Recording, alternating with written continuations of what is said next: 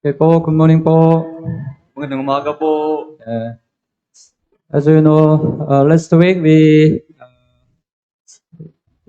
finished the late mission, San Miguel late mission. Katulad po ng alam po ninyo, nung nakaraang linggo po, natapos po namin yung Leyte Mission. By the grace of God and also by your support and your prayer, we finished it successfully. Dahil po sa biyayaan ng Diyos at ng inyong suporta at ng inyong panalangin, ay natapos po namin yung Bible Center.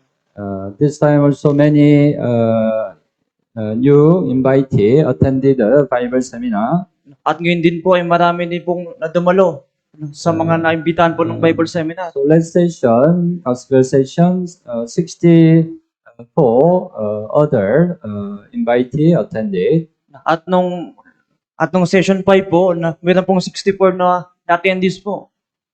Even though we don't know exactly how many got saved, but I convinced God allowed you'll saved. Kahit hindi po natin alam yung eksaktong naligtas, pero nakumbinsido ako na may naligtas po doon. And then from today, right, Sunday, from today, we encourage them to listen to the recorded sermon in there. Simula po ngayon, hinikayat po namin sila na makinig po ng recorded sermon doon. So the San Miguel Leyte gathering, the mission branch can start from today. Kaya po yung San Miguel na Leyte na mission branch po ay nagsimula po ngayon. But it's really not easy situation. Pero talagang hindi po na ito madaling na sitwasyon. Because they are nobody leader, right? Nobody leader. Dahil wala pong maggagabay sa kanila. To try somebody needed to encourage to have a gathering. Kaya kailangan po nila na higayatin yung isa't isa na magtipon. But this time, actually nobody. That's why they have to attend voluntary.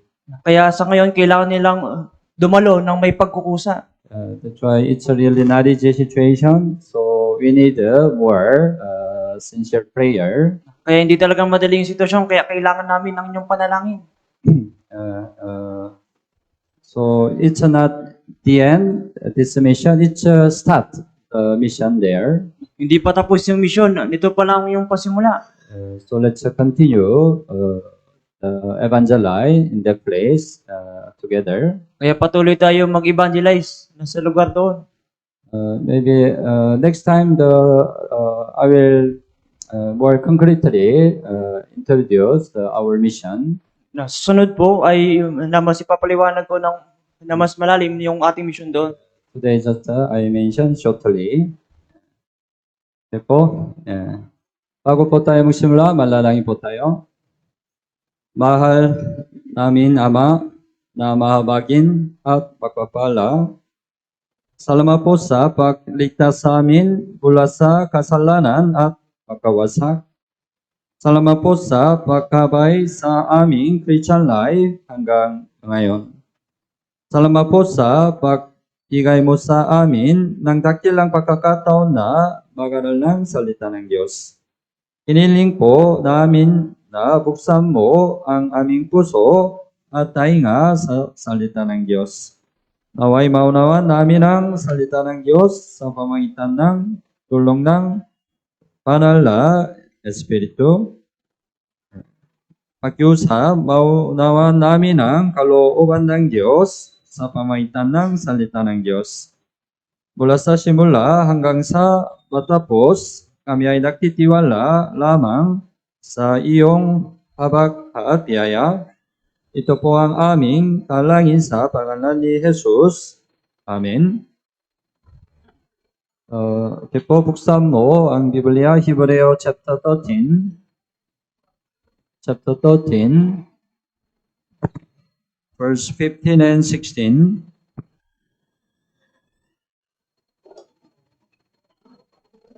Hebrews 13, 15 and 16. Okay po. Basahin po natin ng sabay-sabay.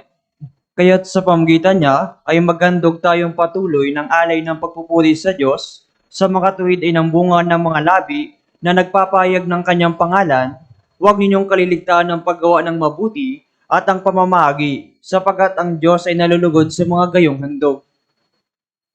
Uh, as you know, this year we have a new slogan. Katulad po ng alam niyo, sa taong ito may slogan po tayo. It's a fruitful life. Ito po yung fruitful life. Yeah, so after salvation, right, we have to bear much fruit.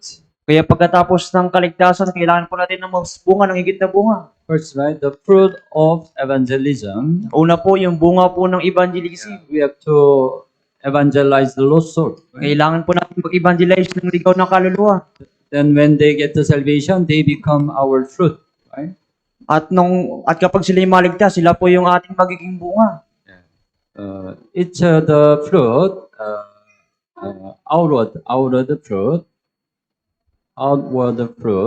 evangelism. Ito po yung ating bunga na nasa pangitan ng evangelism. But inwardly, we also bear fruit, right? Pero dapat din po tayong magbunga. Yeah, that's the fruit of the Spirit. Ito po yung bunga ng Espiritu. That's why we have learned for a long time the fruit of the Spirit. Kaya pinag-aralan po natin yung bunga po ng Espiritu. Nine fruit of evangelism, right? Meron pong 9 na bunga ng evangelism. It's the changing over your Christian life.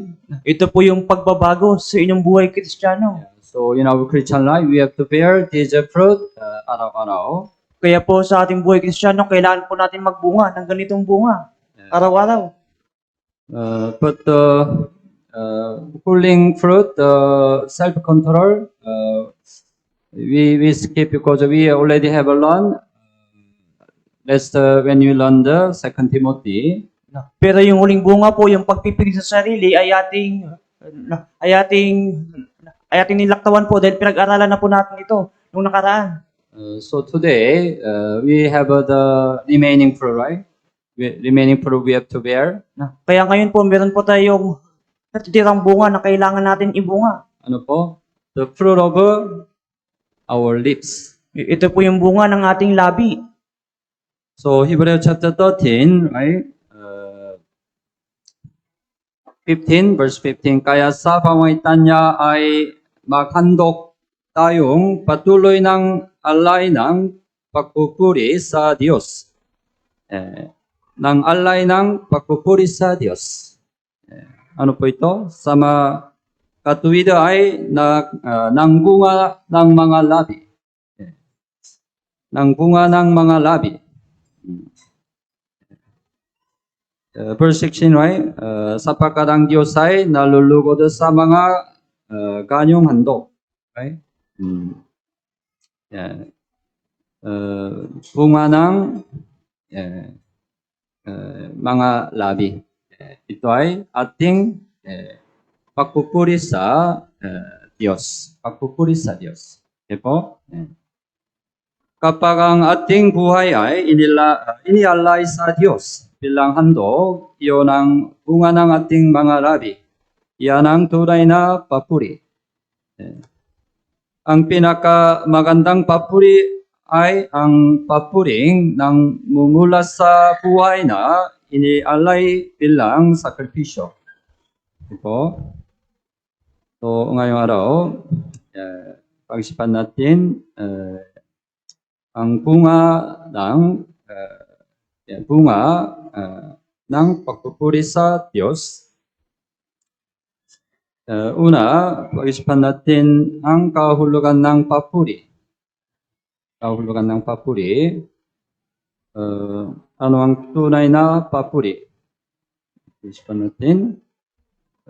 Malawang na kahulugan, ang pag-alay ng ating buong buhay bilang handog,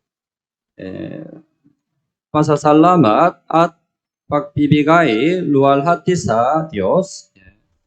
Ito ang pinakamagandang papuri. Ito, malawang na kahulugan. At ano po, makitid na kahulugan, ang pag-awit at pattuktok ng musika upang itaas ang kanyang mga kahangahangang gawa. Kahangahangang gawa. Okay? Naintindihan niyo po? Ito ay pagpupuri. Ang lahat ng ito ay mga kawaing nagbibigay ng pagsamba at kaluwalhatian sa Diyos. Ito. Buksan mo ang Biblia, awit 21. Awit 21, verse 13. Awit 21:13.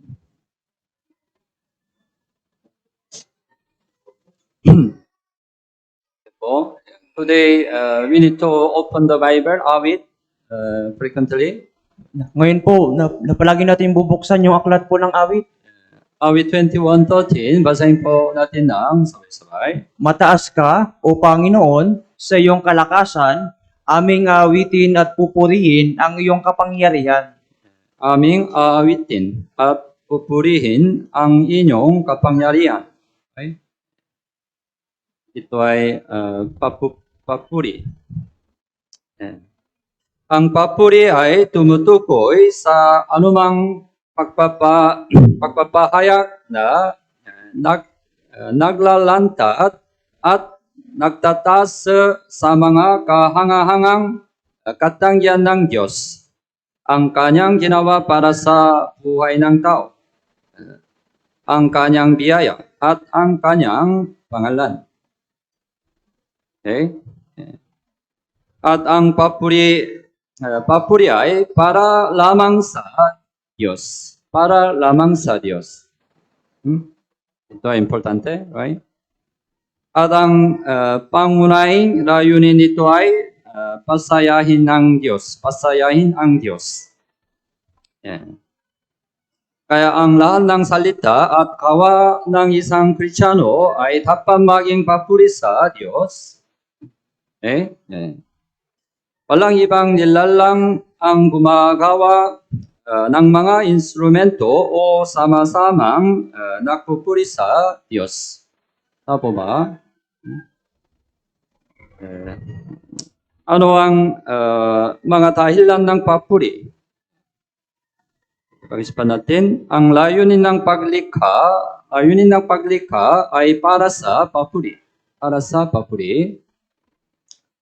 Buksan mo ang Biblia, awit 148. Awit 148. Verse 2 hanggang 5. Awit 148. Verse 2 hanggang 5.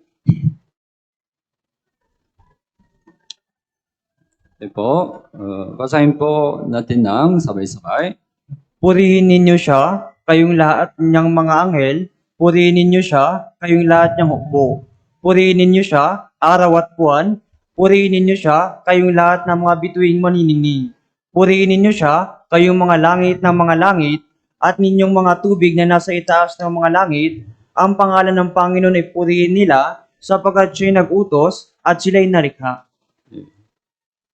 Verse 2, purihin ninyo siya, kayong lahat niyang mga anghel. Purihin ninyo siya, kayong lahat ninyong hukbo. Purihin ninyo siya, araw at buwan. Purihin ninyo siya, kayong lahat ng mga bituing maniningin. Verse 4, purihin ninyo siya, kayong mga langit ng mga langit. Anyang mga tubig na nasa itaas ng mga langit. Lahat, right. All the creature need to praise the Lord. Lahat po ng nilikha ay kailangan magpuri sa Diyos. Bakit? Verse 6, ang pangalan ng Panginoon ay purihin nila sapagkat siya ay nagutos at sila ay nalikha, right? God is a creator. Na yung Diyos po yung tagapaglikha. It's the reason why all the creature need to praise Him. Ito po yung dahilan kaya lahat po ng nilikha ay kailangan bigyan siyang papuri. Ang layunin ng paglikha ay para sa papuri, right? At ang layunin ng pagpigil ng Israel ang layunin ng pagpigil ng Israel ay para sa papuri. We know well in the Bible seminar, right? Why God chose Israel? Alam na alam po natin, di ba, kung bakit yung Israel ay pinili ng Diyos. Of course, God chose Israel to testify God. Siyempre, pinili sila ng Diyos upang magpapatotoo sa Diyos. But there is also the reason. This reason, right? Pero meron din pong dahilan. Ang layunin ng pagpigil ng Israel ay para sa papuri. Para sa papuri. Isaiah 43 Isaiah 43:21 43:21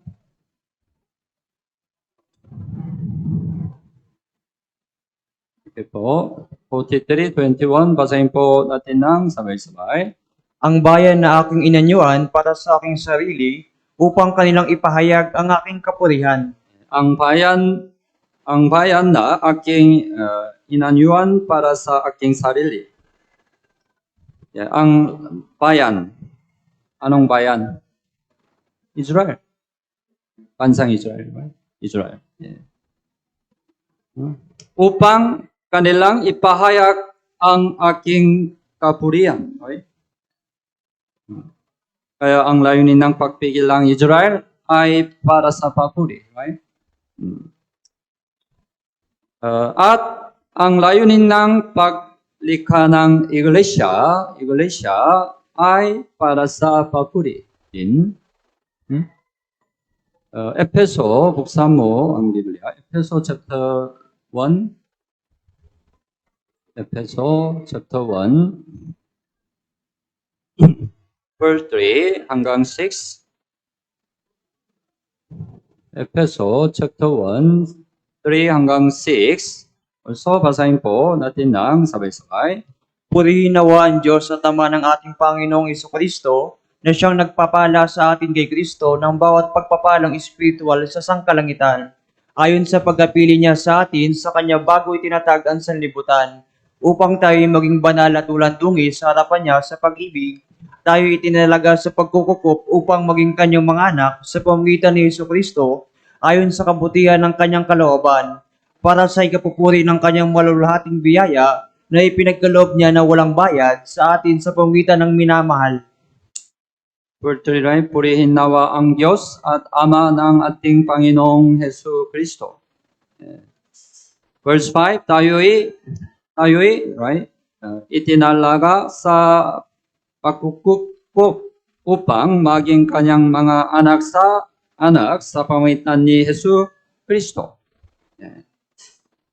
Verse 5 says about God predestined the church. Sinabi po sa verse 5 na yung iglesia ay Itinalaga, right? Itinalaga.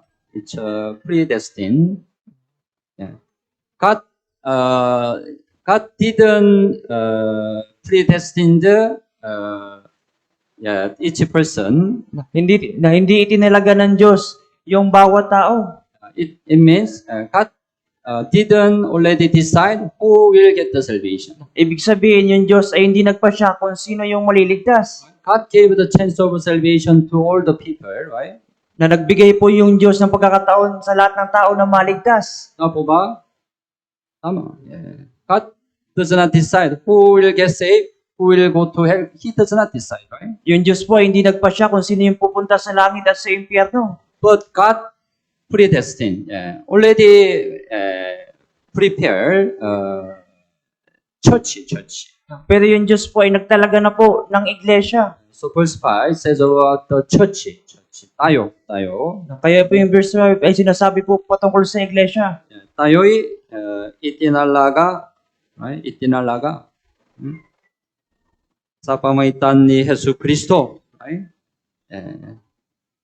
And verse 6, para sa ikapupuri ng kanyang maluwalhating biyaya. Right? Para sa ikapupuri ng kanyang maluwalhating biyaya.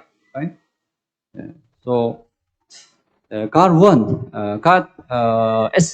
establish church to praise Him.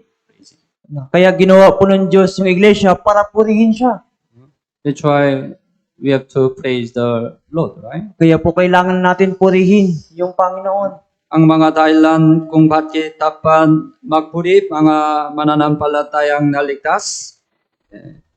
Ang papuri ay ang pagpapahayag ng pananampalataya ng mga mananampalatayang naligtas sa pamagitan ng biyaya ng Diyos. Okay po? Ang born again na Kristiyano ay nararapan magpuri. Yan ay napakaganda sa harap ng Diyos. Buksan mo ang Biblia, awit 147. Awit 147.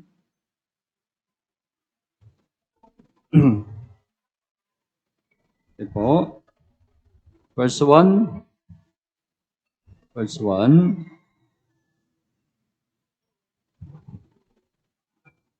Ito po. Basahin po natin ng sabay-sabay.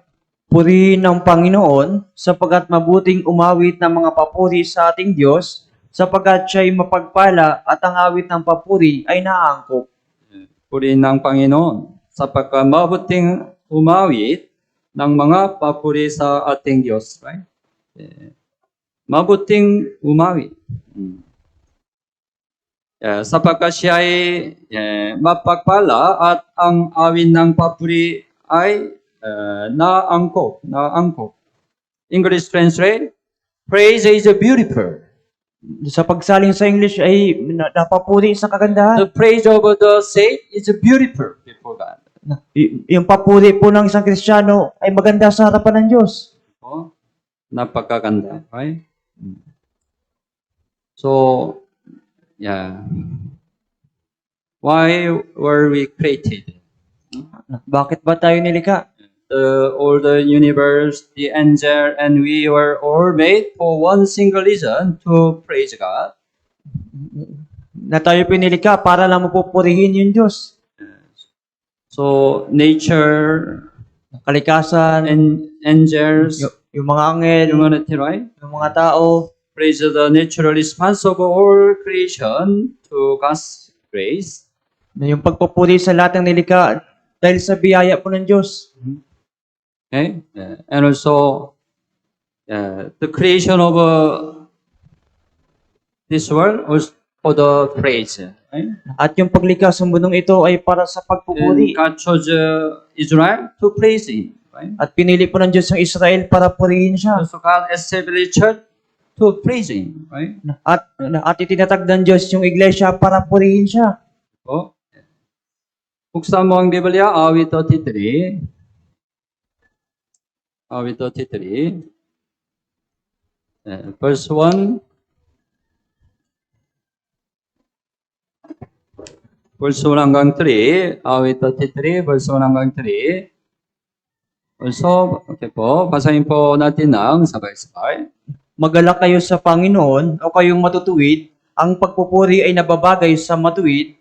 Purihin ninyo ang Panginoon sa pamamagitan ng lira, gumawa kayo ng himig sa Kanya sa may 10 kwerdas na alpa, awitan ninyo siya ng bagong awit, tumugtog na may kahusayan sa mga kwerdas, na may sigaw na malalakas. Dito din, sinabi ng Biblia, verse 1, right? Ang pagpupuri ay nababagay sa matuwid. Matuwid. Ang matuwid ay ang tao na ligtas. Right? Purihin ninyo ang Panginoon. Verse 3, awitan ninyo siya ng bagong awit. Bagong awit. Nang tayo'y maligtas, magkaroon tayo ng kakayahang umawit ng bagong awit. Ang importanteng bagay ay bagong awit.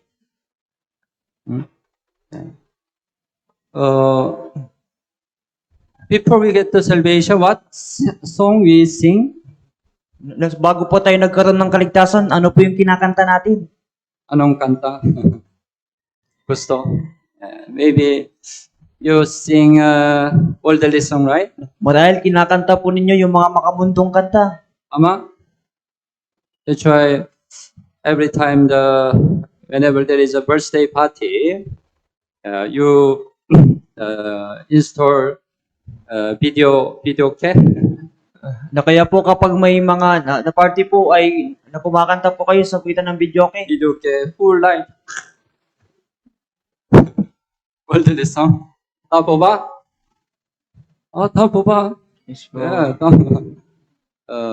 I experiment many time in the Philippines. Full light, they sing. Naranasan ko po sa Pilipinas na That's why Mayra sleep. buong gabi po kumakanta sila kaya mahirap makatulog. Yeah. It's all the song. Before we sing, we get the salvation, right? Ito po yung lumang kanta bago tayo nagkaroon ng kaligtasan. But after salvation, we can have a new song. New song, right? Pero pagkatapos ng kaligtasan, magkakaroon po tayo ng bagong kanta. After salvation, we have to sing a new song. New song. Kaya pagkatapos ng kaligtasan, kailangan po natin umawit ng isang na bagong awitin. But after salvation, what kind of song you sing? Pero pagkatapos ng kaligtasan, anong klaseng kanta po yung ating kakantahin? Some maybe young people, I'm not sure, you sing a K-pop. Na di ko po alam yung mga kabataan po kung kumakanta kayo ng pang K-pop. But our time, not only K-pop, but also many the worldly song. Behind of the song, there is a works of Satan. Pero hindi na po yung kanta ng K-pop, kundi nakaramihan po ng kanta, meron pong pagkilos ni Satanas. You have to know, song has a special power and ability. Kailangan niyo po malaman yung kanta po ay meron po special na abilidad. Satan also control this world by song. Na ginagamit din po ni Satanas yung sanlibunan na ito sa By pamigitan ng song. kanta. Yeah, he takes the heart of the people. Heart of the people. Sa pamamagitan ng kanta ay kinukuha po ni Satanas yung inyong puso. That's why we have to be careful the worldly song. Kaya kailangan po natin mag-ingat sa mga mundong kanta. Because some worldly song and K-pop very harmful to us. Dahil may ibang kanta po na napakadelikado sa atin. Many song praise the Satan, praise Satan. Maraming kanta po na pinupuri si Satanas. But after salvation, right, we have to sing a new song. New song. Pero pagkatapos po ng kaligtasan, kailangan po natin kumanta ng bagong kanta. We have to praise the Lord. Kailangan natin purihin yung Panginoon. It's a grace. We can praise the Lord, right? Dito po ay biyaya na makapagpuri tayo sa Panginoon. Kung ano ang mga paraan ng pagpupuri, ano ang mga paraan ng pagpupuri? Pagpupuri sa pamamagitan ng awit, una, right? Pagpupuri sa pamamagitan ng awit. Awit 69, sa Muang Biblia, awit 69, 30, and 31.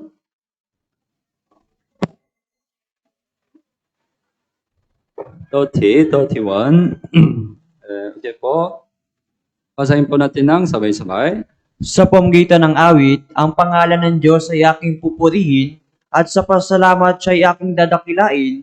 Ito'y makakalugod sa Panginoon ng higit kaysa baka o sa toro na may mga sungay at mga paa. Right? 30 sa pamamagitan ng awit. Awit. Awit ang pangalan ng Diyos ay aking pupurihin. Right? 31 ito'y makakalugod sa Panginoon. Yeah. You can praise the Lord through your praise. Mabibigyan niyo po ng lugod yung Diyos sa pamamagitan ng awitin. Awit. Right? Pangalawa, pagpupuri sa pamamagitan ng mga instrumento. Instrumento din. Awit 150. Awit 150. Buksan mo ang Biblia. Verse 1 hanggang 6. Awit 150. Yeah, holding chapter of Awit. Verse 1 hanggang 6. Also, basahin po natin ng sabay-sabay. Purihin ang Panginoon, purihin ang Diyos sa kanyang santuaryo, purihin siya sa kanyang makapangyarihang kalawakan, purihin siya dahil sa kanyang mga makapangyarihang gawa, purihin siya ayon sa kanyang kadakilaang pambihira, purihin siya sa tunog ng trumpeta, purihin siya sa salteryo at alpa, purihin siya sa mga tamburin at sayaw, purihin siya sa mga panugtog na may kwerdas, purihin siya ng mga matunog na pompeyang, purihin siya sa mga pompeyang na maiingay. Lahat ng bagay na may hininga ay magpuri sa Panginoon, purihin ang Panginoon. In Old Testament, in the temple of God, they used many kind of instrument to praise the Lord, right? Sa lumang tipan po, sa templo po ng Diyos, ay gumagamit po sila ng maraming kagabitan para purihin yung Diyos. So, yeah, our time we can also, right, praise the Lord through many instrument, right? Kaya sa panahon din po natin, pwede natin purihin yung Diyos sa pamamagitan ng maraming instrumento. But our church, right? We can have an instrument, piano. Pero sa ating church po, piano lang po yung ating ginagamit. So if it's possible, right, it's better. We can use many kind of instrument together. Pero posible din naman po na gumamit po tayo ng maraming instrumento. Before you saw the Korean Seoul Central Church, their choir. So nakita po ba ninyo yung choir po doon po sa Seoul Central Church? So they have a team, right? Singing team, AWI team. So meron po silang team na kumakanta. And also they have the instrumental team. At meron po silang grupo ng mga instrumento. Instrument team, marami, right? Many kind of instrument they use, right? At maraming mga instrumento yung kanilang ginagamit. So if you have a talent, play some instrument, it's good. You can use your talent. Kaya kung meron po kayong talent na gumamit po ng mga instrumento, pwede niyo po gamitin dito. Yeah. If not is in choir, even right, in the December, right, we have All Saint Fellowship. Then you practice, you try to present. Kung hindi po madali sa choir, sa darating po na December, meron po tayong All Saints Fellowship, pwede po kayong mag-present. It's good, right? Ito po yung mabuti. Yeah. At pagpupuri sa pamamagitan ng sayaw. Gusto mo ang sayaw? I think Filipino gusto sayaw. Because of I look at my children in the school always dance. Dahil nakikita ko sa anak ko, sa school nila, palaging sumasayaw. Gusto mo? Sayaw? But it's also one of the day we can praise the Lord. Pero isa rin po ito sa paraan para purihin yung Diyos. Awit 149. Awit 149 verse 3.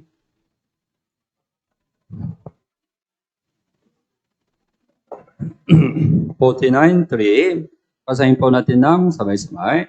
Purihin nila na may pagsasayaw ang pangalan niya, na umaawit sa kanya na may pandirita at lira. Purihin nila ng mga ng may pagsasayaw ang pangalan niya, right? Pagsasayaw. When you dance, Kapag kayo po ay sumasayaw, kailan? When you are very happy, right? When you are very happy, sumasayaw po kayo kapag kayo po ay masaya. when you have a great joy, right? Kapag kayo ay may kasiyahan, Then automatically you want to dance, right? kaya automatic po sumasayaw kayo. Minsan, right? Some people after salvation, they are very happy.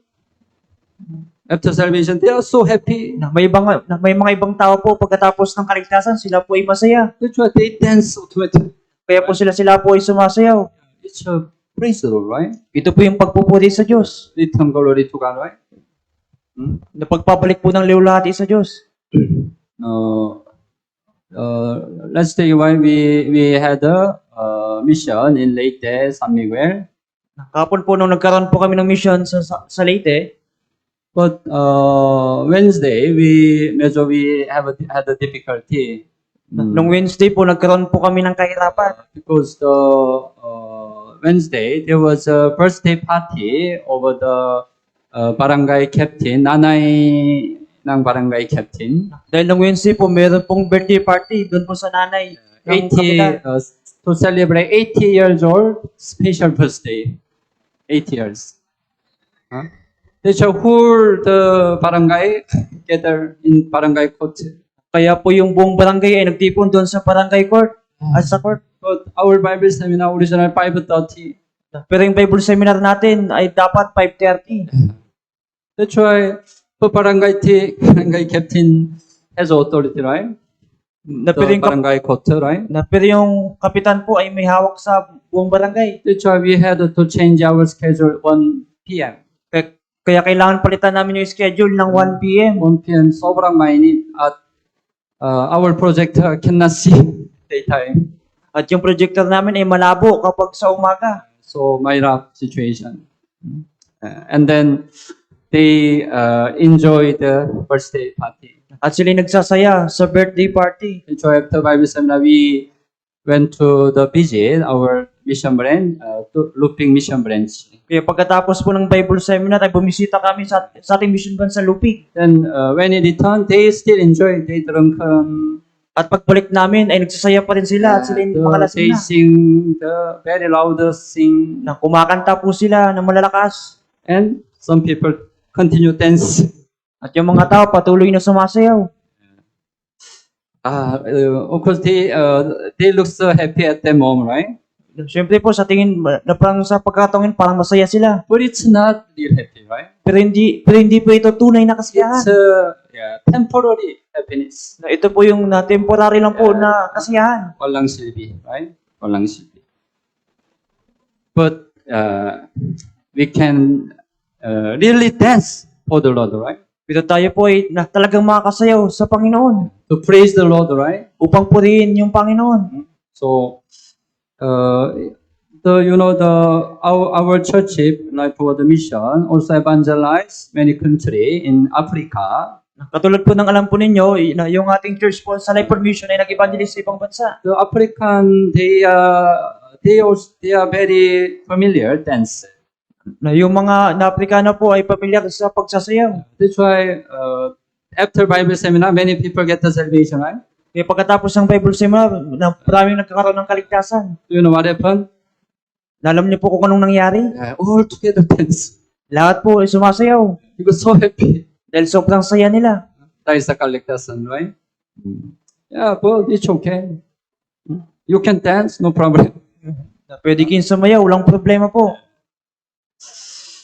Sa Biblia, sumayaw at nagpuri si David sa sobrang kagalakan ng dalhin ang kaban ng Panginoon sa lungsod ni David. Ito ay nangyari. Ikalawang Samuel chapter 6. Ikalawang Samuel chapter 6, 13 hanggang 16. 13 hanggang 16. Ikalawang Samuel 6, 13 hanggang 16. Okay po, basahin po natin ng sabay-sabay. Nang ang mga nagdadala ng kaba ng Panginoon ay makalakad na 6 na hakbang, siya'y nagandog ng isang dumalagang baka at isang pinatabang baka. Nagsayaw si David ng kanyang buong lakas sa harap ng Panginoon, at si David ay may bigkis na isang ephod na lino. Sa gayoy inihaw ni David at ng buong sambayan ng Israel ang kaba ng Panginoon na may sigawan at may tunog ng tambuli. Sa pagdating ng kaba ng Panginoon sa lungsod ni David, si Mikal na anak ni Saul ay dumungaw sa bintana at nakita si Haring David na naglulukso at nagsasayaw sa harap ng Panginoon at kanyang hinamak siya sa kanyang puso. Right? Verse 14, right? Nagsayaw si David ng kanyang buong lakas sa harap ng Panginoon. Yeah.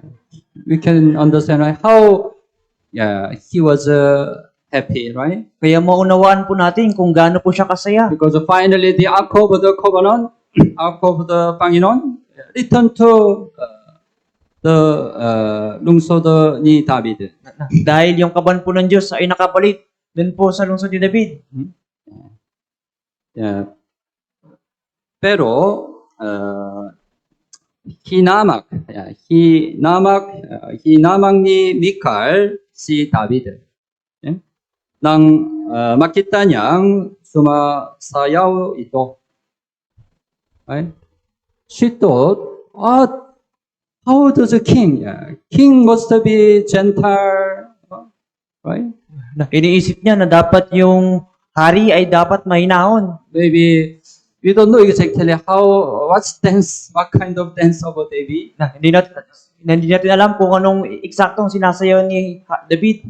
Maybe we can imagine, right? Maybe he is a dancer, right? So looks like out of mind. Na marahil may isip natin yung pagsayaw niya na wala na sa pag-iisip. I cannot express this. Right? That's why in other Bible it said, because of he danced so actively, that's why his clothes try to fall down. Na kaya po sa ibang salin po, na sinabi po na dahil po sa iyang pagsayaw, yung kanyang damit ay malalaglag na.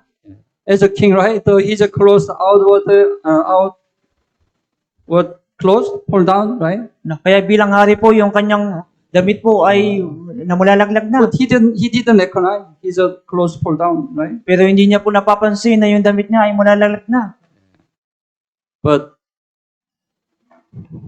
sinabi ni David 20 ikalawang Samuel 6, 20 and 21 basahin po natin ng sabay-sabay. Bumalik si David upang basbasan ang kanyang sambayan, subalit si Mikal na anak ni Saul ay lumabas upang salubungin si David at sinabi, nilulati ngayon ng hari ng Israel ang kanyang sarili na siya'y naghubad ngayon sa paningin ng mga babaeng alipin ng kanyang mga lingkod, gaya ng kayahiyang paghubad ng isang taong malaswa. Sinabi ni David kay Mikal, iyon ay sa harap ng Panginoon na siyang pumili sa akin na higit sa iyong ama at higit sa buong sambayan niya upang hirangin ako bilang pinuno ng Israel, ang bayan ng Panginoon, kaya't ako'y magsasaya sa harap ng Panginoon. Sinabi ni David, right? Verse 21, iyon ay sa harap ng Panginoon. Sa harap ng Panginoon. Ito ay importante, right? He didn't care other people, right? Wala po siyang pakialam sa ibang tao. Whether other people look at him, despise him, he didn't care. Na kahit tinamak siya ng mga tao, wala siyang pakialam. Because he was so happy before God. Dahil siya ay sobrang saya sa harapan ng He Panginoon. wanted to praise the Lord. Nais niyang purihin yung Panginoon. We have to praise the Lord like David, right? Kailangan natin purihin yung Panginoon na katulad ni David. It comes from his heart, right? Dito po yung nanggagaling sa kanyang puso. Kaya ako'y magsasaya sa harap ng Panginoon. Right? So, we can praise the Lord. Paano tayo magpupuri? Una, awit. Pangalawa, instrumento. At sayaw. Right? Okay po. At kailangan natin malaman ang kahalagahan ng papuri. Patuloy tayong magpupuri kahit sa langit. Right? Yeah. Many people have a question. What will we do if we go to heaven? Maraming tao po yung nagtatanong, anong gagawin natin kapag nasa langit na tayo? Have you ever thought about it? Kayo po, naisip niyo po ba ito? Walang trabaho, right? No need to mahirap trabaho. Tama? No need ministry, right? Or many kind of ministry, right? Hindi na po kailangan ng ministry doon. But we continue praise the Lord, Pero patuloy natin purihin yung Panginoon. right? Buksan mo ang Biblia, Revelation 19. Revelation 19, verse 5. Apocalypse po, chapter 19, verse 5. 19:5, verse 5. Ito po.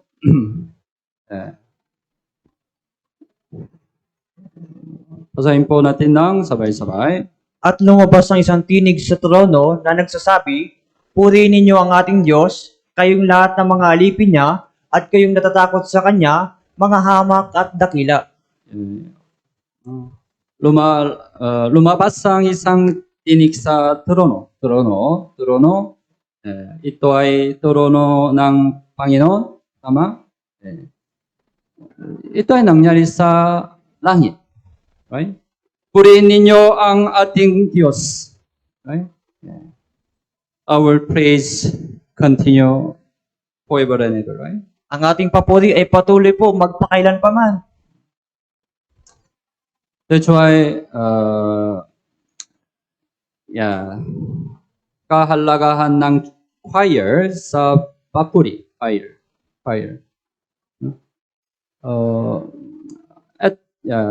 In Old Testament, also there was a choir, right? Choir. Sa lumang tipan po, meron ding mga choir po. Ang choir ay maaaring maglingkod ng direkta sa Diyos. Direkta sa Diyos. We have many ministry in church, right? Meron po tayong maraming ministry sa church.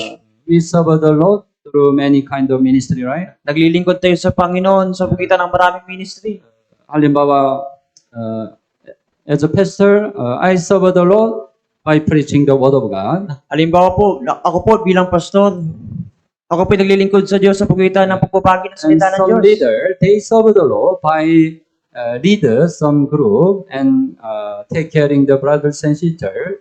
At yung leader po ay naglilingkod sa pagitan ng paglilingkod sa mga kapatiran. And mothers group, so many mothers groups serve the Lord by serving meal in the kitchen. At yung mother's group po ay naglilingkod sa Panginoon sa pagitan ng paghahanda ng pagkain. And church school teacher, they serve the Lord by take caring the children. At yung church school teacher po ay sila po naglilingkod sa Panginoon sa pagitan ng pag-aalaga sa mga bata. Opo ba? Many kind of ministry, right? Pero ang choir, ay maaaring maglingkod ng direkta sa Diyos, right? Because you sing directly come to the Lord, right? Dahil yung inyong pag-awit ay direkta po na naririnig ng Diyos. Today, merong choir. They Nang- sing, right? Ngayon po, merong choir na kumanta. Of course, they sing before the brothers and sisters, right? Siyempre, kumanta sila sa harapan ng mga kapatiran. But before they sing, brothers and sisters, they praise the Lord first, right? Pero bago sila kumanta sa harapan ng mga kapatiran, ay binigyan nila ng puri yung Panginoon. Their song directly come to the Lord, right? Yung kanilang awitin ay direkta na nakarating sa Diyos. That's first, right? That's first. Ito po yung una. That's ritual, right? Very important. Kaya po ito po yung napakahalaga. That's why sa Lumang Tipan, ang fire ay lumilitaw pagkatapos ng pari. Pari, alam mo ba pari? They are the people who offer sacrifice for the sin, right? Sila po yung mga naghahandog ng kasalanan na para sa Diyos. Solving the sin problem is the most important, right? Solving the sin problem is the most important thing, right? Yung pagresolba po ng kasalanan, ito ay napakalagang bagay. That's why priest was considered the most important ministry before the Lord. Kaya yung pagiging pari ay malaga sa paningin ng Diyos. Pero ang choir ay lumilitaw pagkatapos ng pari, right? Unang Kronika, chapter 25, buksan mo ang Biblia. Unang Kronika 25, verse 1.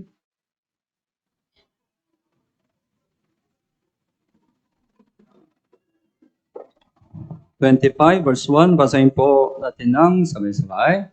Ibinukod din ni David at ng mga punong kawal ng hukbo.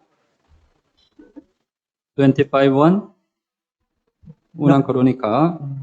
Ibinukod din ni David at ng mga punong kawal ng hukbo para sa paglilingkod ang ilan sa mga anak ni Asaph, Heman at Jeduthun na magpapayag ng propesiya sa saliw ng mga alpa, mga lira at ng mga pompiyang ang talaan ng gumagawa ng gawain at ang kanilang mga tungkulin ay Chapter 25, there it says about the ministry of the priest.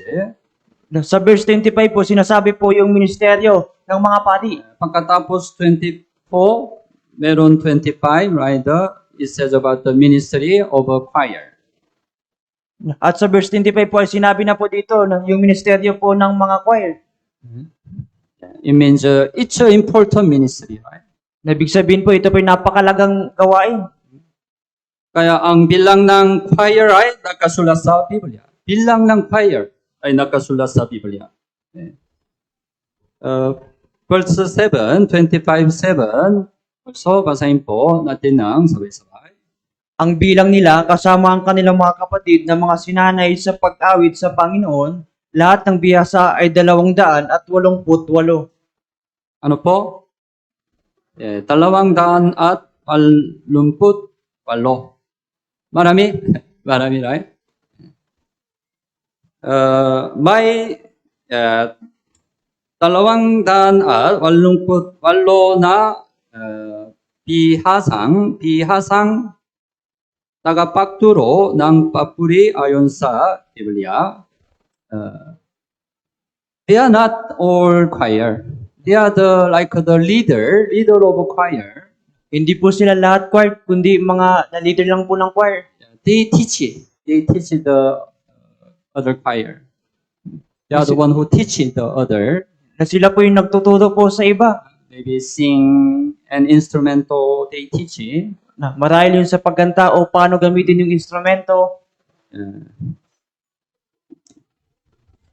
If so, how many total choir number of choir? Kaya ilan po yung kabuuan ng mga choir?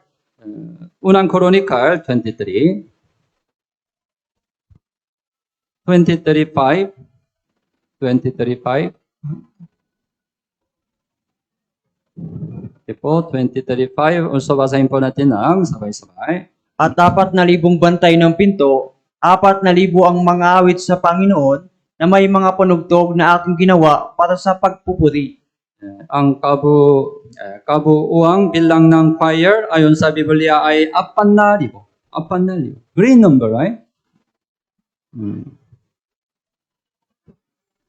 Can you imagine four? Of course, they have rotation, but more than 1,000 people sing as a choir. Pero naisip niyo po ba yung 1,000 po na kumakanta po?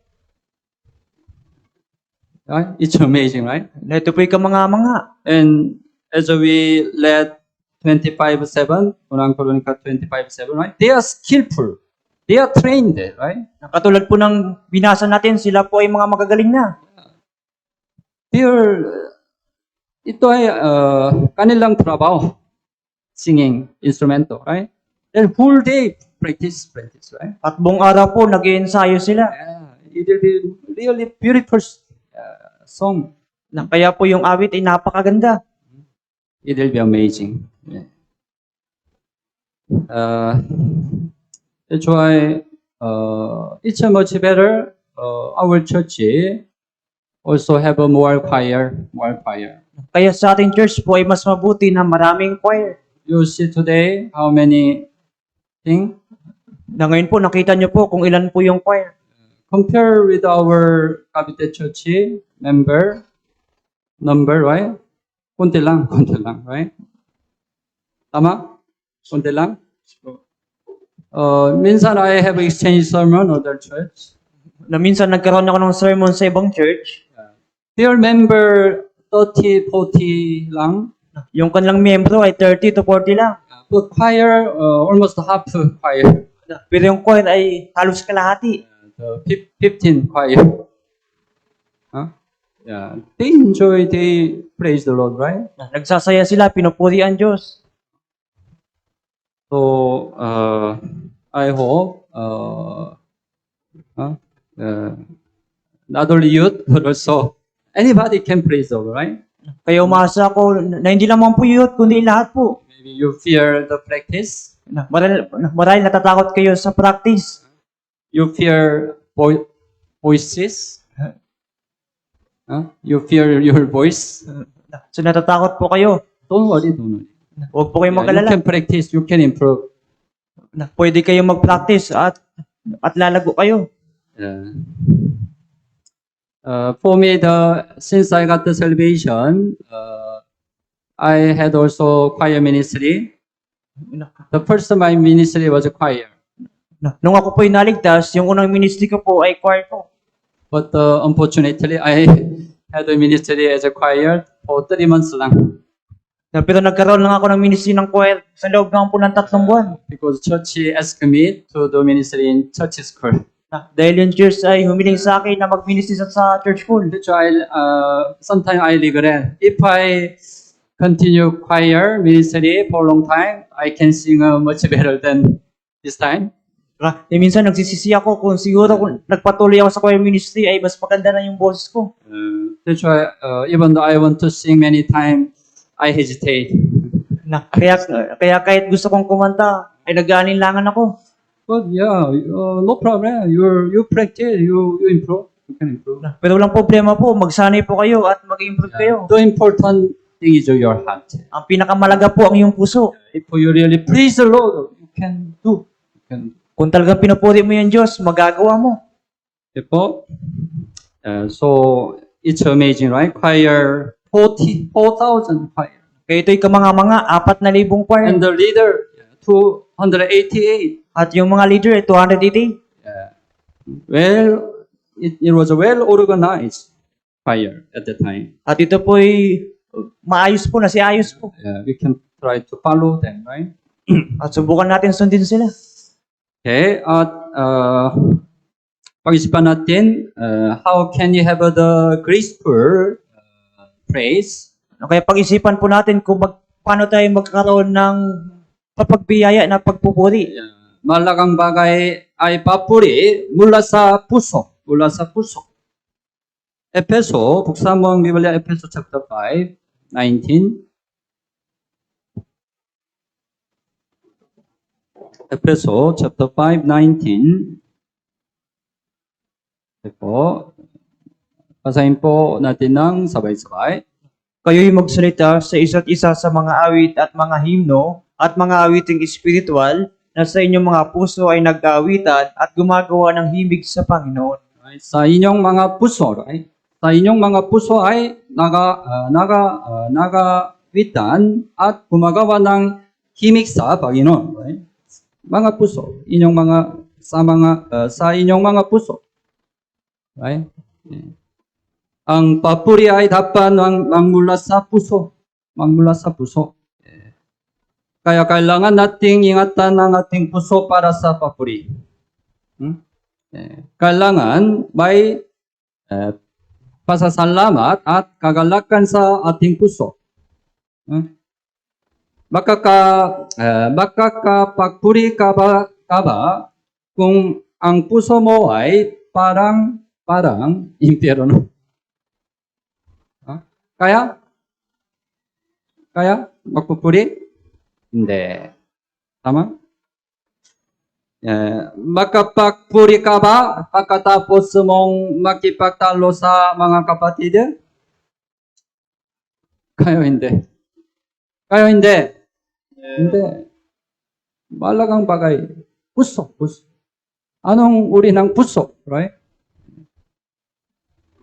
Para sa papuri, kailangan may pasasalamat sa puso. Ito, Colossians chapter 3. Colossians chapter 3, 16. Colossians po, chapter 3, verse 16. Chapter 3, 16. Ito, basahin po natin ng sabay-sabay. Manirahan nawang sagana sa inyo ang salita ni Kristo ayon sa lahat ng karunungan, magturo at magpaalalahanan kayo sa isa't isa sa pamamagitan ng mga salmo at ng mga himno at mga awiting espiritual na umaawit na may pasasalamat sa Diyos sa inyong mga puso.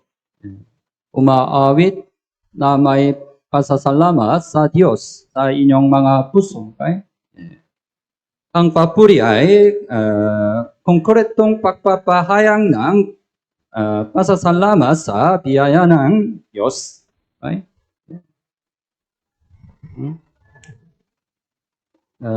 Awit chapter 9,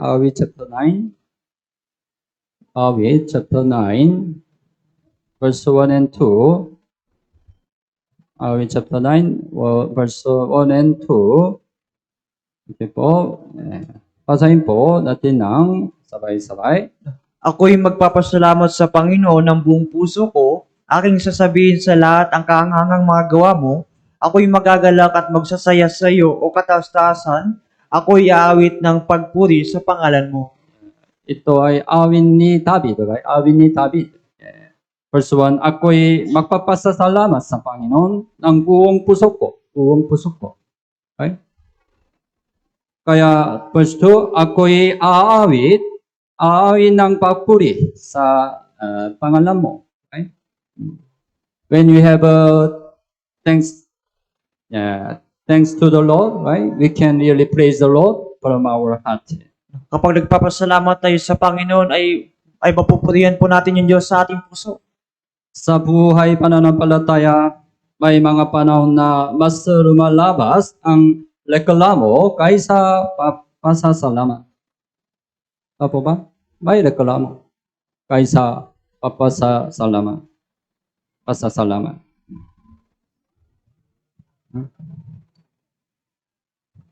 Yeah, if you have some complaint, you will not praise the Lord.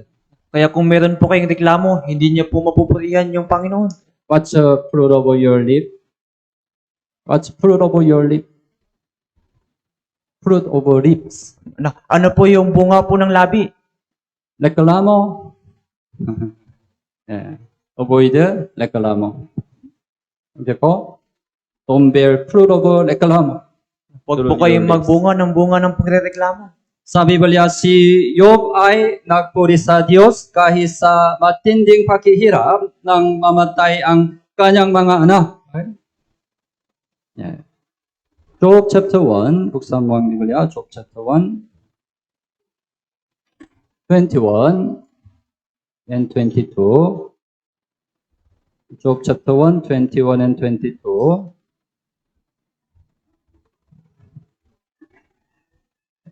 Ito po, chapter 1, 21 and 22. Basahin po natin ng sabay-sabay.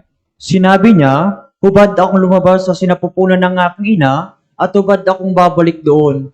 Ang Panginoon ang nagbigay at ang Panginoon ang bumawi. Purihin ang pangalan ng Panginoon. Sa lahat ng ito ay hindi nagkasala si Job, ni pinaratangan man ng kasamaan ang Diyos. Yeah. Purihin ang pangalan ng Panginoon, si Job, right? Sa lahat ng ito ay hindi nagkasala si Job, di pinaratangan man ng kasamaan ang Diyos. Right? He didn't complain in this situation. Right? Hindi po siya nagreklamo sa kanyang sitwasyon. He continued praise the Lord. Nagpatuloy siyang purihin ng Panginoon. Kaya kailangan natin ng pusong may pasasalamat sa lahat ng bagay. Lahat ng bagay, ito ay importante, lahat ng bagay. Okay? Sinabi ng Biblia, unang Thessalonica chapter 5, sa mga Biblia, unang Thessalonica chapter 5, 18.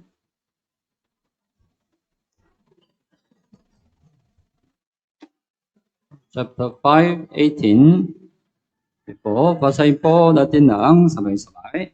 Sa lahat ng bagay ay magpasalamat kayo, sapagkat ito ang kalooban ng Diyos kay Kristo Jesus para sa inyo. Sa lahat ng bagay, right? Ito ay importante. Sa lahat ng bagay ay magpasalamat kayo. Right? Sa lahat ng bagay. Yeah.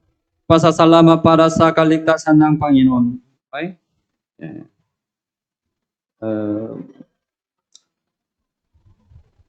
Si David, awit 18, also, sa mga Biblia, awit 18, verse 1 hanggang 3. Awit 18, verse 1 hanggang 3. Ito po. Basahin po natin ng sabay-sabay. Iniibig kita, O Panginoon, aking kalakasan. Ang Panginoon ay aking malaking bato at aking muog at tagapagligtas ko, aking Diyos, aking malaking bato na sa kanya'y nangangandong ako, aking kalasag, at siyang sungay ng aking kaligtasan, matibay na kuta ko, Ako'y tumatawag sa Panginoon na marapat purihin at naligtas ako sa aking mga kaaway. Verse 33, ako'y tumatawag sa Panginoon na marapat purihin at naligtas ako sa aking mga kaaway. Right? He praised the Lord because of the salvation of the Lord. Pinuri niya yung Panginoon dahil sa kaligtasan ng Panginoon. You know the song, right? The hymnal, our hymnal song, Amazing Grace. Alam niyo po, di ba yung awitin sa ating hymnal, yung Amazing Grace? This song was written by John Newton. Yung kantang ito, sinulat po ni John Newton. He was a really great sinner before salvation. Siya po ay isang malaking nabakasalanan bago yung kaligtasan. But after salvation, right, he was really happy because of salvation. Pero pagkatapos ng kaligtasan ay talagang masaya po siya dahil naligtas siya. That's why he wrote the song, right? Amazing Grace. Kaya sinulat niya po yung isang awitin, Amazing Grace. It became really famous song, right, to the Christian. Right? At naging sikat po itong kanta sa mga Kristiyano. So we can praise the salvation of the Lord. Na kaya magbibigyan natin ng puri yung kaligtasan ng Panginoon. At papuri para sa tulong ng Panginoon. Para sa tulong ng Panginoon. Awit 43, sa mga Biblia, awit 43, 43 verse 4 and 5, 4 and 5. Awit 43, 4 and 5. Also, basahin po natin ng sabay-sabay. Kung magkagayoy, pupunta ako sa dambana ng Diyos, sa Diyos na aking malabis na kagalakan, at pupurihin kita ng Alpha, o Diyos, aking Diyos. Bakit ka nanlulumo o kaluluwa ko? At bakit ka nababagabag sa loob ko? Umasa ka sa Diyos, sapagkat ikaw ay muling pupurihin ko, ang tulong sa aking harapan at Diyos ko. Verse 5, verse 5, right? Ikaw ay muling pupurihin ko. Ang tulong sa aking harapan at Diyos ko. Right? Tulong, dahil sa tulong. Right? While we live our Christian life, we really experience many times. God really help us. Right? Habang nabubuhay po tayo sa ating buhay Kristiyano, ay naranasan po natin na tinutulungan tayo Even ng though Diyos. we have many affliction, God help us to overcome. Kahit napakarami po nating kahirapan, ay tinutulungan tayo ng Diyos na mapagtagumpayan ito. Then we are so thankful. Right? At tayo po ay naging Then mapagpasalamat. we praise the Lord. At pagkatapos, pinupuri natin yung Panginoon. At para makapagpuri, kailangan may kagalakan sa puso. Ang papuri ay pagpapahayag ng kagalakan sa puso. Right? If you are happy, you have a joy, automatically you want to praise. Kung ikaw po ay masaya, ay automatic po na magpupuri ka. Pero kailangan natin ng kagalakan sa puso sa anumang situation. Anumang situation, ito ay importante. In Philippians chapter 4, buksan mo ang Biblia. Philippians chapter 4, verse 4. Pilipos po, chapter 4, verse 4. Chapter 4, verse 4. Okay po, basahin po natin ng sabay-sabay. Magalak kayong lagi sa Panginoon. Muli kong sasabihin, magalak kayo. Magalak kayo, right? Magalak kayo. Pero anong kailangan? Lagi. Lagi. Medyo mahirap? Magalak kayong lagi. Medyo mahirap? Tama? Pero kaya. Anong paraan? Sa Panginoon. Ito ay importante. Sa Panginoon. Magalak kayong lagi sa Panginoon. Kaya. Sa Panginoon. Okay? Dahil maaari tayong laging magalak dahil sa Panginoon at sa Kanyang kaligtasan. Okay? Sa Biblia, si Habakuk, Propeta Habakuk ay nagpuri sa kaligtasan ng Panginoon kahit wala siyang anumang bagay. Wala siyang anumang bagay. Okay? Habakuk, buksan mo ang Biblia, Habakuk chapter 3, 17 and 18. Habakuk 3, 17 and 18.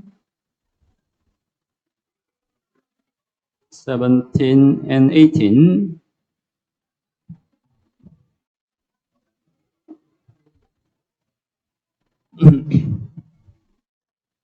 po, 17 and 18 also, basahin po natin ng sabay-sabay. Bagamat ang puno ng igos ay hindi namumulaklak, ni magkakaroon man ng bunga sa mga puno ng ubas, ang olibo ay hindi magbubunga, at ang mga bukid ay hindi magbibigay ng pagkain, ang kawan ay aalisin sa kulungan, at hindi na magkakaroon ng bakahan sa mga silungan, gayon may magagalak ako sa Panginoon, ako'y magagalak sa Diyos ng aking kaligtasan. 17, right? Wala. Lahat wala. Wala. That is to rejoice, right? Na hindi po madaling magalak. Verse 18, kayo may. Magagalak ako sa Panginoon. Ako'y magagalak sa Diyos ng aking kaligtasan. Right? Sa Panginoon. Kaya. Magagalak. Lagi. Kahit wala ang mga kaligayahan ng mundo, maaari pa rin tayong magalak sa Panginoon. Right? May kagalakan mula sa salita ng Diyos. Ama? May kagalakan mula sa pakikisama sa mananampalataya. Right? May kagalakan dahil sa mga kapatid sa pananampalataya. Yeah. May kagalakan dahil sa paglilitas ng mga kaluluwa. Ama? Yeah. This mission last week, there was also joy in the mission. Nung nakaraang mission po ay nagkaroon din po ng kagalakan ng mission na yun. Of course, physically, medyo mahirap. Nasa physical po, opo, mahirap. Sobrang mainit. Sobrang mainit. And we have many things to do. We have to visit to mission branch. At marami kaming bagay na dapat gawin, kailangan namin bumisita. Physically mahirap, but sa loob, sa puso, may kagalakan. Sa labas po, mahirap. Pero sa loob po, mayroon pong kagalakan. That's our mission team, right? They don't have enough sleep. Kaya yung aming mission team po, ay wala po silang tulog. Sobrang mainit, pero walang sakit. Dahil may kagalakan sa puso. Masaya. They always smile. Palagi po silang nakangiti. It's praise the Lord. Ito yung pagpupuri sa Panginoon. So, I'm not sure when we have another plan, the mission. Hindi po ako sigurado kung kailan ulit tayo magkakaroon ng mission doon. If it's possible, you also try to participate in the mission. Pero sa sunod po, pwede din po kayong sumama sa mga sunod. It will be very helpful in your Christian life. At malaking tulong po ito sa inyong buhay Kristiyano. Ang papuring nakikita sa ating buhay ang tunay na papuri. Ang mga salita ng papuri ay dapat maging aking patuto at maging bahagi ng aking buhay. Okay po? Kapag namumuhay ka bilang tunay na Kristiyano, nagiging biyaya ang iyong papuri sa ibang mananampalataya. Pero kung nabubuhay sa kasalanan, hindi tunay ang papuri sa Panginoon. Tama ba? Kapag pumasok ang kasalanan, humihinto ang papuri. Kapag pumasok ang kasalanan. Kapag wala ng papuri sa aking buhay, maaaring senyales ito na may kasalanang pumasok sa aking puso. Surin mo. Your life, you don't praise the Lord. Sa iyong buhay, hindi mo pinupuri yung Panginoon. Anong dahilan? Minsan, ito ay nangyari dahil sa kasalanan. Si David ay nagpuri sa Diyos sa gitna ng maraming paghihirap at ang kanyang buhay mismo ang naging papuri. Kaya ang karamihan sa mga awit ay papuri ni David, right? Right? Awit total, 150 chapter. Meron 150 chapter, right? Awit. Tama? But 73 chapter were written by David. Pero yung 73 na chapter po ay sinulat ni David. Almost half, right? Is the the priest of David, right? Halos kalahati po yung papuri ni David. His whole life was the praise the Lord. Yung kanyang buong buhay ay biniging lugod niya yung That's Panginoon. why, what was his last word before his death? Kaya ano po yung huling salita niya bago siya mamatay? He introduced himself like this. Na pinakilala niya yung kanyang sarili. Ikalawang Samuel 23, 23:1.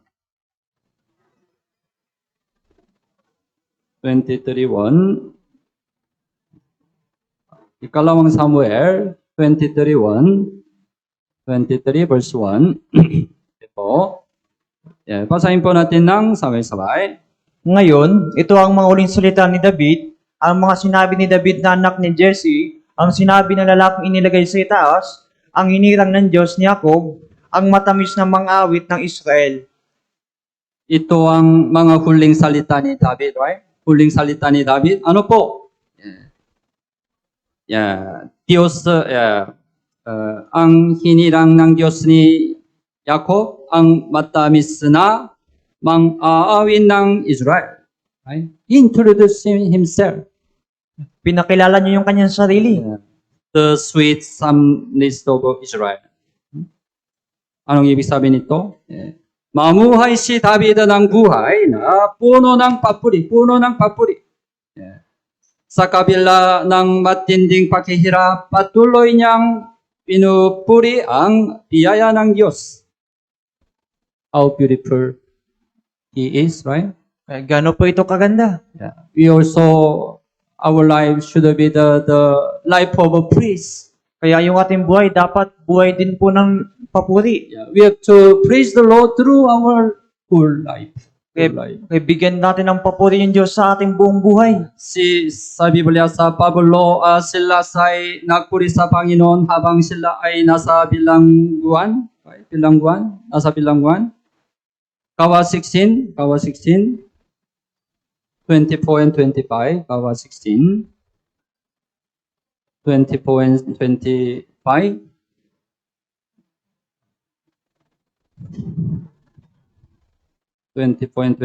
Basahin po natin ng sabay-sabay.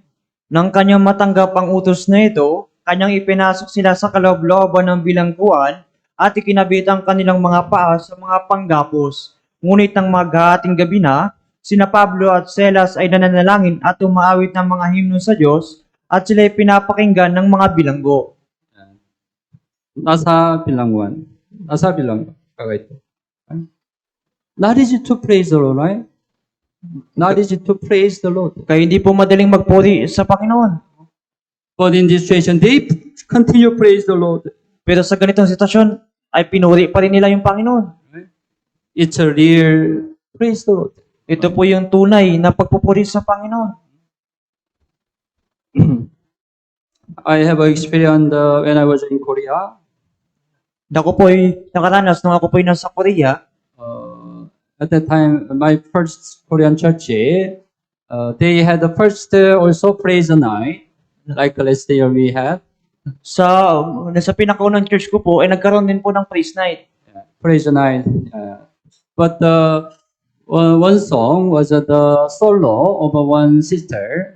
Pero yung isang kanta po ay solo po ng isang sister. It's the title I still remember. It's about the love of Christ. Yung title po ay patungkol po sa pag-ibig ni Kristo. But while she sing a praise, suddenly she cried. Pero habang kumakanta po siya po ay umiyak. She's very good at sing, very beautiful song.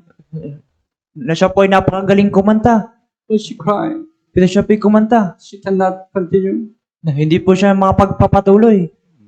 But I receive a great impression through her song. Pero nakatanggap po ako ng magandang impression sa kantang iyon. Her song touched my heart. Na yung kantang na yun ay hinipo yung aking puso. Bakit?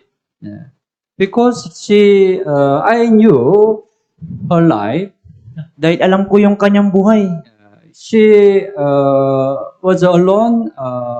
Her husband was not saved. Siya po ay mag-isa tapos yung kanyang asawa ay hindi ligtas. Minsan persecute her. At minsan inuusig siya. might have evangelism. husband. Kaya mahirap po yung kanyang evangelism sa kanyang asawang lalaki. Right? To present praise night. Araw-araw, she had to practice late night until late night. Kaya na upang mag-present sa praise night, ay araw-araw po nag-iensayo siya. By overcoming the persecute of husband. Na upang pinagpatagumpayan yung pag-uusig ng kanyang asawa. It's really difficult, right? Kaya ito po yung napakahirap. She endured, right? She endured. Pero nagtiis po siya. Maybe at the time, she through her life, the affliction in Christian life, the emotion comes out, right? Na kaya po sa pamamagitan po ng kanyang kahirapan, ay lumabas po ito. That's why she cried. Kaya siya po ay umiyak. But it greatly touched my heart. Pero ito po ay nahumi po sa aking puso. So what's a beautiful praise song? Kaya ano po yung pinakamagandang papuri po? It comes from our heart. Ito po yung nagmumula sa ating puso. May mga pagkakataon na kahit ang salita ng Diyos ay hindi agad nagbibigay ginhawa sa pusong pagod. Right? Pusong pagod. Sa ganitong sandali, ang papuri ang siyang nagbibigay aliw at bagong lakas. Tama ba? I also minsan experience, right? The song, praise song, touch my heart. Minsan po yung kanta po talaga ay nahipo sa aking puso. When I depressed, sometimes the song touch my heart. Kapag ako po ay balisa, yung kanta po ay humihipo sa aking puso. Ang mga salita at himig ng papuri ay nagiging lakas sa ating puso. Okay po? At sa huli, kapag nagpasya ang puso para sa Panginoon, lumalabas ang tunay na papuri. Kapag ang puso mo ay nakatalaga sa pamumuhay para sa Diyos, nagiging puno ng biyaya ang iyong papuri. Huling verse, buksan mo ang Biblia, awit 57. Awit 57, verse 7. 57:7. Okay po. Basahin po natin ng sabay-sabay. Ang aking puso ay tapat, O Diyos, ang aking puso ay tapat. Ako'y aawit, oo, ako'y aawit ng mga papuri. Ang aking puso ay tapat. Not one time, right? Ang aking puso ay tapat. Ang pusong nagalilangan ay hindi makapagbigay ng tunay na papuri. Tama po ba? Kapag nakapagpasya ang puso para sa Panginoon, lumalabas ang papuring may kagalakan. So, don't hesitate in your Christian life. Kaya huwag po kayong mag-alinlangan sa inyong buhay Kristiyano. Determine your heart. Magpasya po kayo sa inyong puso. Then you have a peace in your heart, At kung ganun po, magkakaroon kayo ng kapayapaan sa and inyong puso. automatically you will praise the Lord. At automatic po, pupurihin niyo yung Panginoon. So, let's bear the fruit of lips Kaya magbunga po tayo ng bunga po ng labi. this year. Okay po? So, you try to listen the praise song, our praise song. Kaya subukan niyo po pakinggan yung ating mga labiting. And every time you try to sing. Sing. Okay po? And your life, praise should be your real life, Christian life. At yung buhay niyo po ay dapat bigyang papuri po yung Diyos. Okay, malalangin po tayo. Mahal naming Ama na mabagin at magpapala. Salamat po sa pagligtas sa amin mula sa kasalanan at pagkawasak. Salamat po sa pagbigay mo sa amin ng dakilang pagkakataon na mag-aral ng salita ng Diyos.